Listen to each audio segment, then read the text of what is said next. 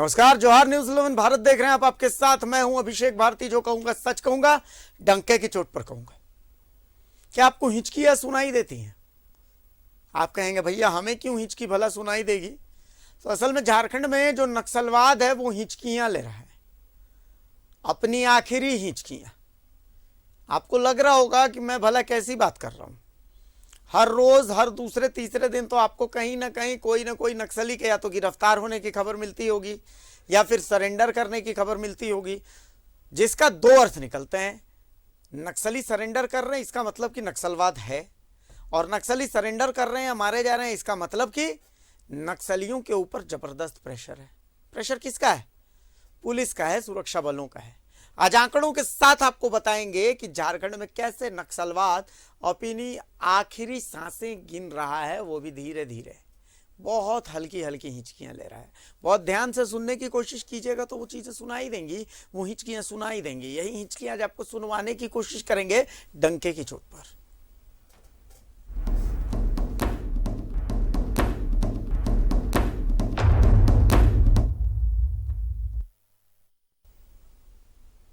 महाशिवरात्रि के दिन रांची में दो बड़े नक्सलियों ने सरेंडर किया।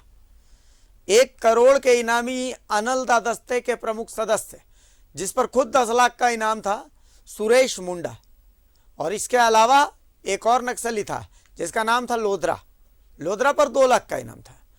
रांची जोनल आईजी कार्यालय में आयोजित कार्यक्रम में इन दोनों नक्सलियों ने सरेंडर किया है।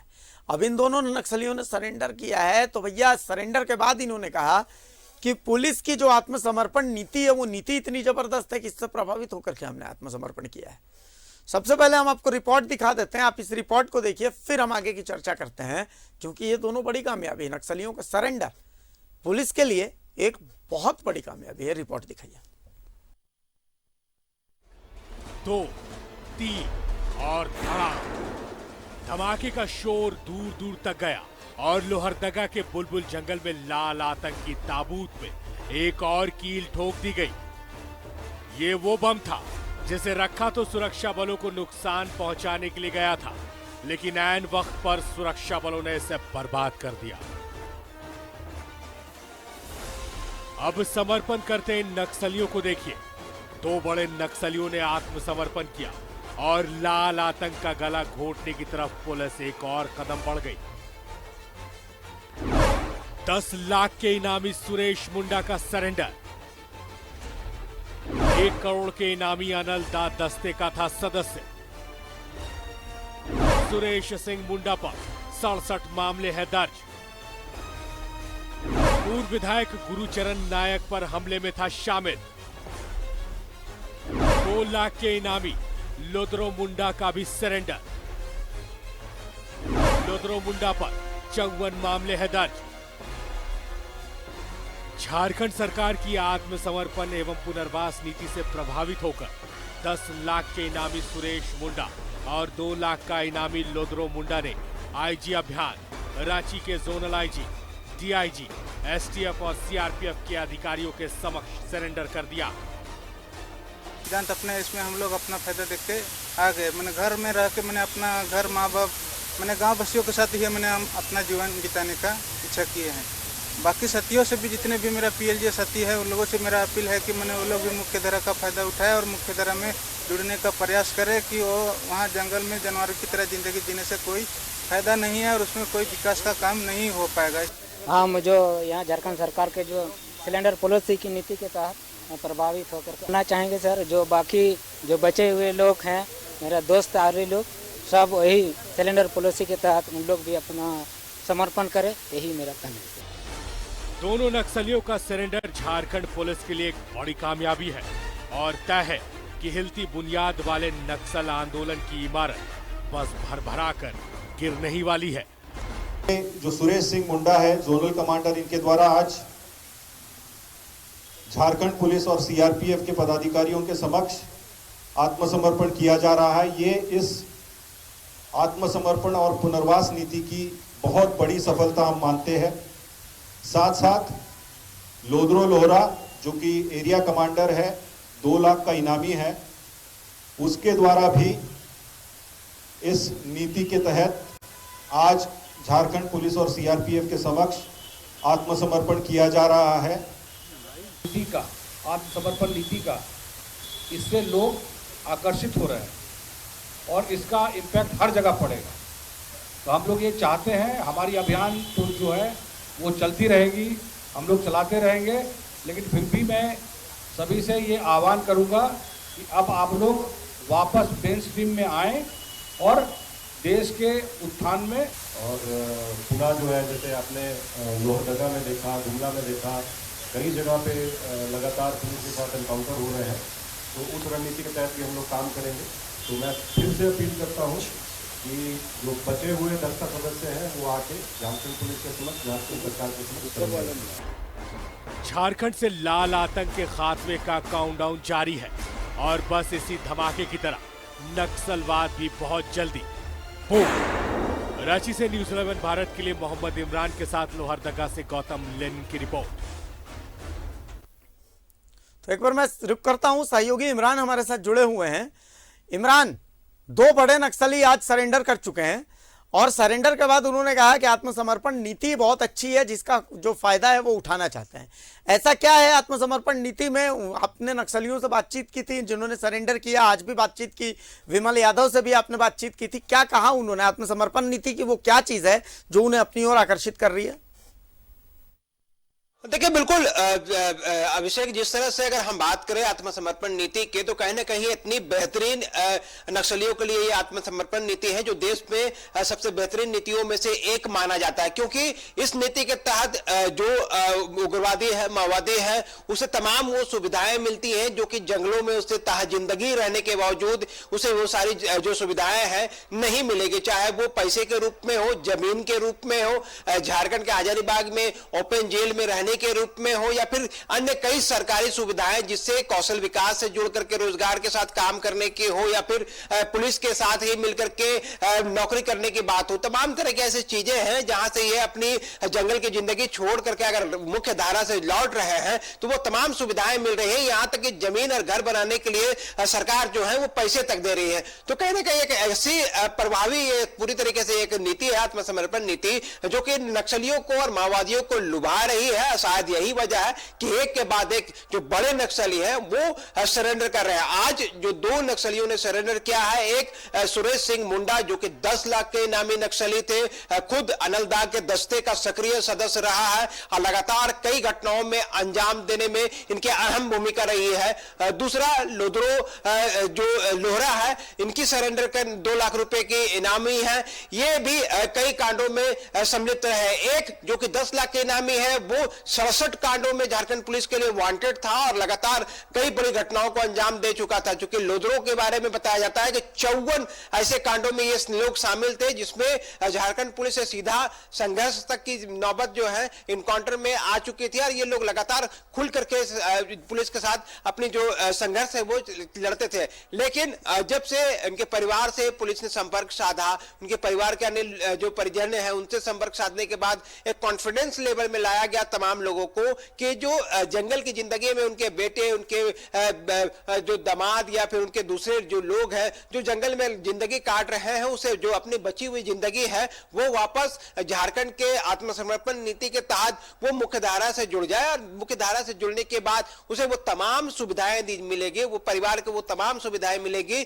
शायद वो अपनी तह जिंदगी भी अगर जंगल में बिता ले तो वो सारी सुविधाएं उनको नहीं मिलने वाली है। यह बहुत ज्यादा प्रभावी कर रहा है। साथ ही एक सबसे महत्वपूर्ण बात और सबसे जो इंपॉर्टेंट रही है इस पूरे पिछले साल और इस साल में कि नक्सल ऑपरेशन में जो है वो काफी तेजी देखने को मिल रही है अभिषेक। और कहीं ना कहीं नक्सल ऑपरेशन को लेकर कितनी तेजी गति से झारखंड सरकार बढ़ रही है कि नक्सलियों को भी अब यह लगने लगा है कि अगर वो आत्मसमर्पण नीति का लाभ नहीं लेते हैं तो कहीं ना कहीं उसे वो 2 गज की जमीन और वो कफन भी नसीब नहीं होगा। क्योंकि जिस तरह से इनकाउंटर्स किए जाते हैं और इनकाउंटर्स के दौरान सीधा संघर्ष जब भी नक्सलियों के साथ झारखंड पुलिस सीआरपीएफ की हुई है तो झारखंड पुलिस और सीआरपीएफ हमेशा से ही 20 साबित हुई है और नक्सलियों को मुक्की खाना पड़ा है। क्योंकि पिछले दिनों जब लोहरदगा में नक्सल ऑपरेशन चलाए जा रहे थे तो भारी मात्रा में जहां हथियार, गोला बारूद बरामद किए गए थे तो उसमें से कई नक्सलियों को ढेर भी किया गया था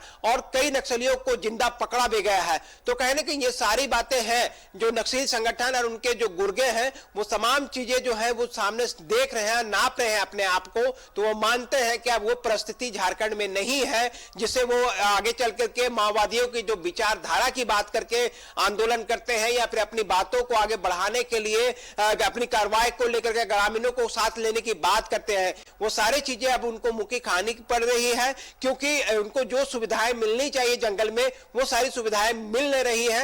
एक तरफ जहां झारखंड सरकार और झारखंड पुलिस और सीआरपीएफ कड़ाई से नक्सल ऑपरेशन चला रही है, तो वहीं परिवार के कई सदस्यों से बात करके मुख्य धारा से जोड़ने का तमाम प्रयास किया जा रहा है। आलम यह है कि हाल के दिनों में 25 लाख रुपए के इनामी नक्सली बिमल दा, सुरेश सिंह मुंडा 10 लाख रुपए के इनामी नक्सली, लोहरा 2 लाख रुपए के इनामी नक्सली, इनके बाद 5-5 लाख रुपए के 2 नक्सलियों को लोहरदगा से गिरफ्तार किया गया था। तो कहीं न कहीं एक तरफ जहां आत्मसमर्पण नीति के तहत लोगों को जोड़ा जा रहा है, तो वहीं अगर जो समर्पण करने से भाग रहे हैं, कतरा रहे हैं, तो उसे जंगल में घुस करके उनके मंसूबों को नाकाम की जा रही है। और आलम यह है कि आज उसके तमाम बंकर्स ठिकाने जो हैं वो नष्ट हो चुके हैं। लोहरदगा का बुलबुल का वो जंगल जहां अब झारखंड पुलिस के पूरे तरीके से कब्जे में है, यहां पर सैनिटाइज और जो आईडी बिछा के रखी गई है उनको खंगाला जा रहा है, उसे निष्क्रिय किया जा रहा है, ताकि जो ग्रामीण जिस परिवेश में रहते हैं, जिस स्थिति में रहते हैं,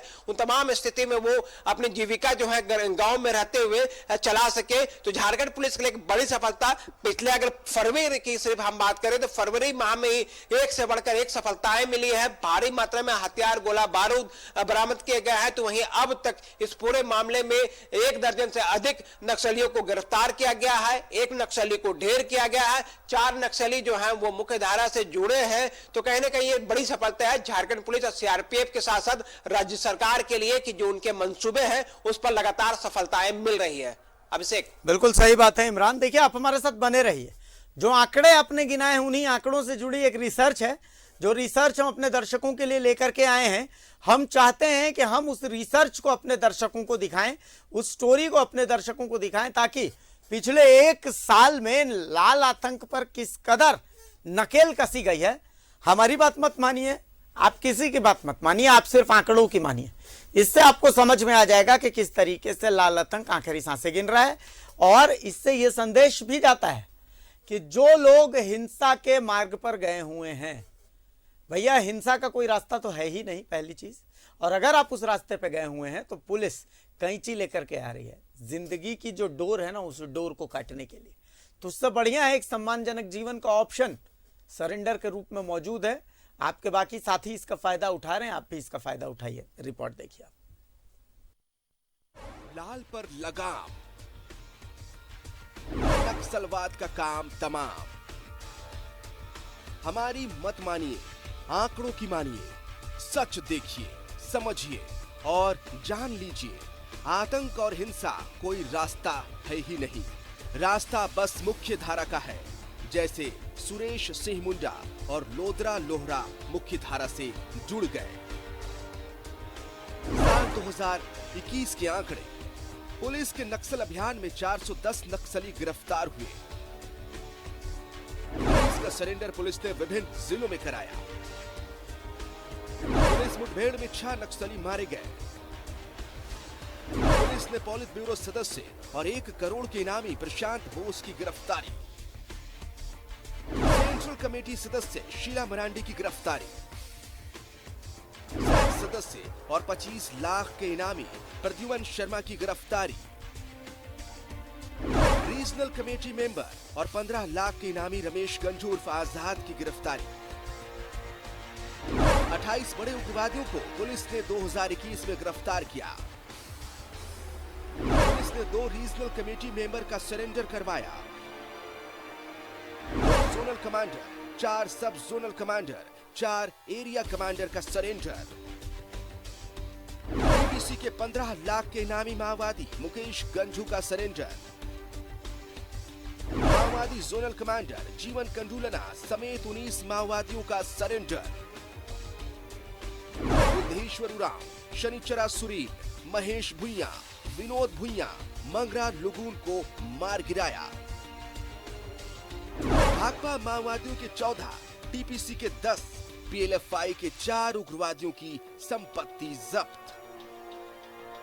भाकपा माओवादियों के द्वारा 2021 में महज एक बार पुलिस पर हमला हुआ। 2021 में नक्सलियों के द्वारा 10 आम लोगों को मौत के घाट उतारा गया। उग्रवादियों ने 2 अपहरण, 16 आईईडी ब्लास्ट, 40 लेवी वसूली समेत कुल 95 वारदातों को अंजाम दिया। ये आंकड़े सबूत है कि पुलिस ने जो गर्दन दबाई है तो लाल आतंक की आवाज निकलनी कम हो गई है। लाल आतंक आखिरी सांसें गिन रहा है। झारखंड पुलिस और सीआरपीएफ को मिली सफलता। 22 फरवरी को लोहरदगा के बुलबुल जंगल से 9 हार्डकोर नक्सलियों की गिरफ्तारी। नक्सलियों के पास से भारी मात्रा में हथियार भी बरामद। इस दौरान ऑपरेशन डबल बुल में एक नक्सली को सुरक्षा दस्ते ने ढेर किया। 25 फरवरी को एमसीसी सदस्य और 25 लाख के इनामी विमल यादव ने सरेंडर किया। 26 फरवरी को 5-5 लाख इनामी 2 हार्डकोर नक्सली सुदर्शन भुइया और बालकगंज गिरफ्तार। ये लोहरदगा लातेहार के सीमावर्ती क्षेत्रों में विगत 20-25 दिनों से लगातार ऑपरेशन चल रहा है और इसमें पुलिस को और सीआरपीएफ को बहुत बड़ी सफलताएं मिली है और जिसके संबंध में समय समय पर सभी को ब्रीफ भी किया गया है, जिसमें कि जो डबल बुल ऑपरेशन चलाया गया था उसमें भारी मात्रा में जो है हथियार, खासकर पुलिस से लूटे हुए रेगुलर वेपन्स, 2000 से ऊपर एम्यूनिशंस, भारी मात्रा में SLR, INSAS rifles, LMG, 303 rifles इत्यादि बरामद हुआ है। बहुत सारी मात्रा में एक्सप्लोजिव्स भी बरामद हुआ है और बहुत कुख्यात नक्सली जिसमें कि जोनल कमांडर, सब zonal commanders, area commander ranks के कुल 11 उग्रवादी जो है वो पकड़े भी गए हैं, गिरफ्तार हुए हैं। एक उग्रवादी मारा भी गया था और इसी क्रम में ये लगातार ऑपरेशन अभी भी चल रहा है और इसी में जो पकड़े गए उग्रवादी थे उनके निशानदेही पर और उनकी आसूचना पर जो है बुलबुल पेशरार इलाके में लगातार जो सर्च अभियान चल रहा है उसमें पुलिस को ये कल सफलता प्राप्त हुई है, जिसमें 175 केजी के अराउंड एक्सप्लोजिव्स बरामद हुए हैं। 3 25-25 केजी के कंटेनर्स केन बम भी बरामद हुए हैं। संदेश साफ है, आत्मसमर्पण नीति बढ़िया है। सरेंडर कर दीजिए, इज्जत मिलेगी और मुख्य धारा की जिंदगी मिलेगी। उधर अंधेरा है, ऊपर जाने का शॉर्टकट है। तय नक्सलियों और उग्रवादियों को करना है। रांची से न्यूज़ 11 भारत के लिए मोहम्मद इमरान की रिपोर्ट। तो इमरान, जो आंकड़े हमने दिखाए वो आंकड़े बता रहे हैं कि नक्सलियों को या तो सरेंडर कर देना चाहिए या फिर बुलबुल जंगल वाला हश्र होगा, ढूंढ ढूंढ के और उसके बाद फिर सीधा ऊपर का टिकट काट दिया जाएगा या फिर काल कोठरी इंतजार कर रही है। इमरान, नीति स्पष्ट है झारखंड पुलिस की। पिछले 1 साल का आंकड़ा देख लें तो यही नजर आ रहा है। देखिए बिल्कुल अभिषेक, जिस तरह से पिछले 1 साल के आंकड़ों के माध्यम से हम दिखाने की कोशिश कर रहे हैं कि जो नक्सल ऑपरेशन झारखंड में चल रहे हैं वो सिर्फ यहाँ नहीं है कि सिर्फ अब इनकाउंटर कर रहे हैं या फिर नक्सलियों को पकड़ने की कोशिश की जा रही है, बल्कि उनको सरेंडर करने के लिए हर वो संभव प्रयास किया जा रहा है, चाहे उनके परिवार से बातचीत के माध्यम से हो, चाहे किसी के प्रेमिका के माध्यम से हो या फिर किसी भी माध्यम से हो। नक्सलियों को मुख्यधारा से जोड़ने की भी कोशिश की जा रही है, क्योंकि पिछले साल की अगर हम बात करें तो सबसे बड़ी सफलता जो झारखंड पुलिस को मिली थी वो प्रशांत बोस और शीला मरांडी की गिरफ्तारी से मिली थी। इन दोनों की गिरफ्तारी के बाद कई राज झारखंड पुलिस को जानने को मिले थे, क्योंकि उनकी गिरफ्तारी के वक्त में कई ऐसे साजो सामान और डायरी बरामद हुई थी जिसमें कई नक्सलियों के गतिविधियों के बारे में जानकारी थी, उनके रहने और ठिकाने जो छुपने के थे उनकी जानकारियां मिली थी। तो उनसे फायदा मिला न सिर्फ उनकी गिरफ्तारी से, बल्कि जब प्रशांत बोस और शीला मरांडी जैसे बड़े माओवादी पुलिस गिरफ्त में आ गए तो फिर जो उसके दूसरे लेवल के जो चाहे लोग थे, उग्रवादी थे, माओवादी थे, उनको ये लगने लगने लगा कि अब झारखंड पुलिस और सीआरपीएफ से वो बच नहीं पाएंगे, क्योंकि अगर वो इन सारी चीजों को अगर ये सरेंडर नहीं करते हैं या फिर नक्सली तो सीधा फाइट की कोशिश करते हैं, तो कहीं ना कहीं जो वो है वो अपनी जो टिकट जो है मौत की जो टिकट है वो आसानी से खरीद लेंगे। तो ये सारी चीजों से जो नक्सल संगठन के जो लोग हैं वो बिल्कुल तरह से नस्तनाबूद हो चुके हैं, क्योंकि झारखंड का बुलबुल जंगल एक साफ तौर से फरवरी महीने से जो नक्सल ऑपरेशन चल रहे हैं उससे साफ तौर से ये देखा जा रहा है, देखने के लिए मिल रहा है कि पूरे के पूरे गैंग जो रविंदर गंजू का पूरा गैंग था उस गैंग को पूरी तरीके से नस्तनाबूद कर दिया गया। उनके पास जितने हथियार थे, चाहे वो ऑटोमेटिक अमेरिकन राइफल हो या फिर 303 जैसे रेगुलर हथियार हो, इन तमाम हथियार के जखीरों को पकड़ा गया है, उसे जब्त की गई है, उनके बंकर्स को ध्वस्त किए गए हैं। यहां तक कि जो जंगल में बड़ी संख्या में अमोनियम नाइट्रेट के माध्यम से जो आईईडी लगाने की जो कला माओवादी और उग्रवादी जान रहे थे उनको भी ट्रैक कर लिया गया है, उनकी भी बरामदगी कर ली गई है। आलम यह है अभिषेक कि आज पूरे इलाके की अगर हम बात करें तो झारखंड पुलिस के जो लोग हैं वो इलाके में सैनिटाइज कर रहे हैं, पूरी चीजों को नॉर्मल करने की स्थिति में है कि कल को किसी भी ग्रामीण को या किसी भी जानवर को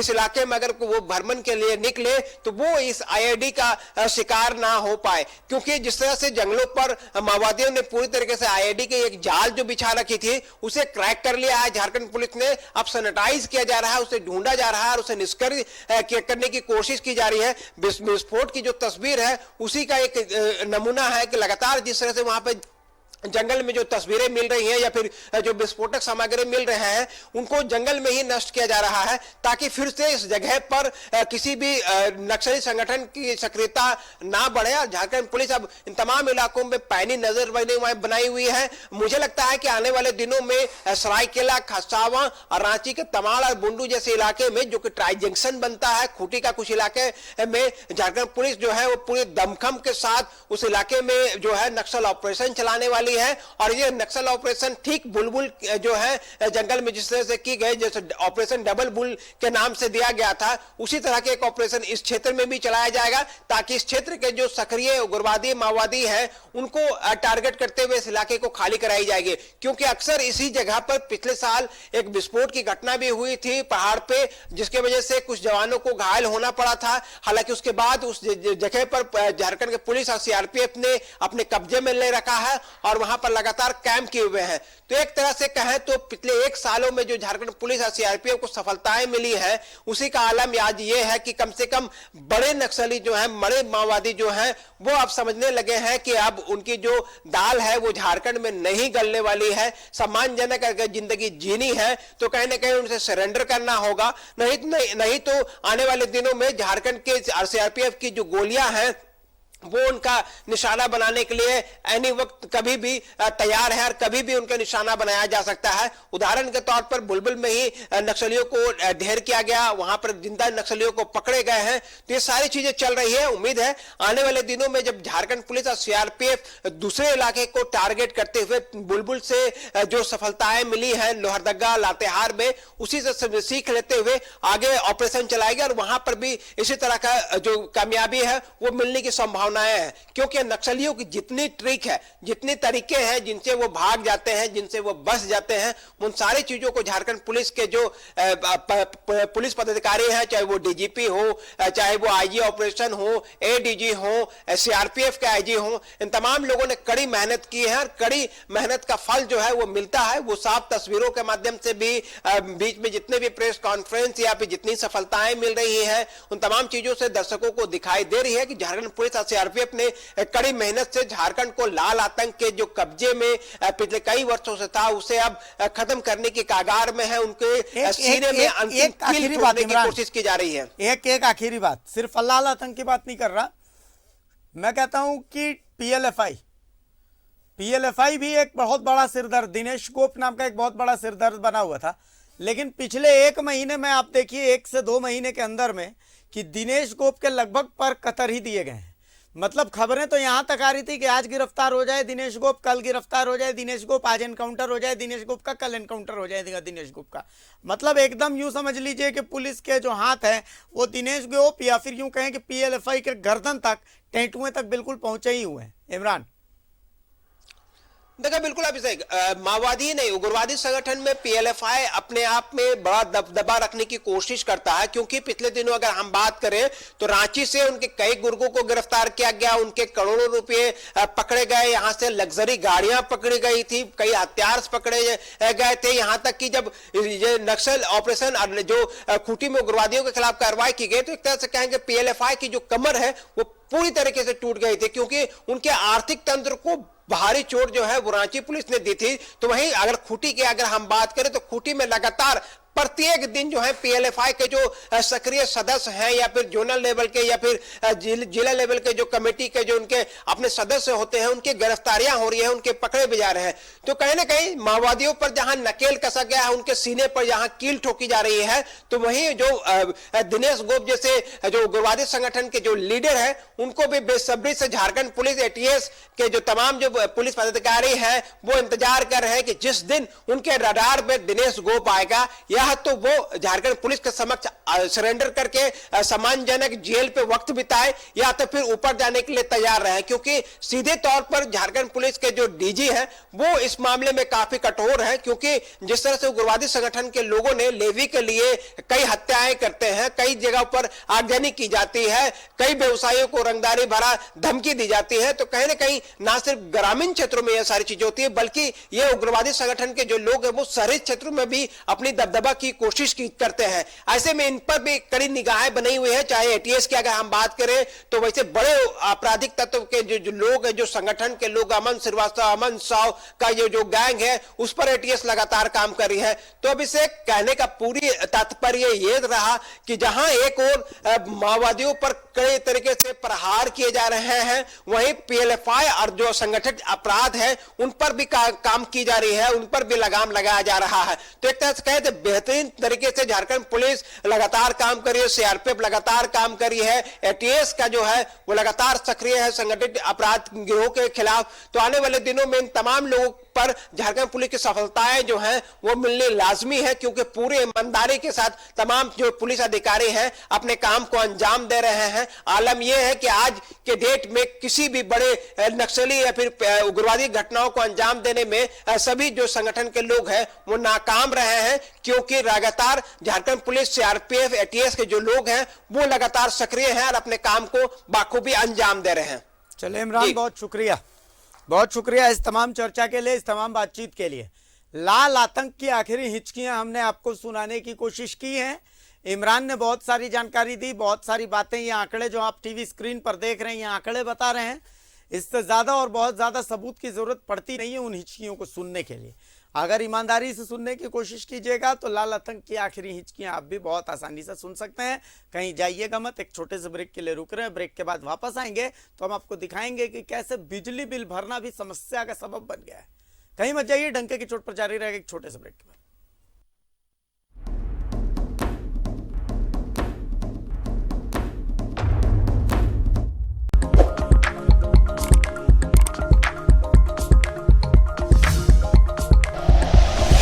like and share videos, subscribe करें हमारा चैनल और प्रेस करें बेल आइकॉन।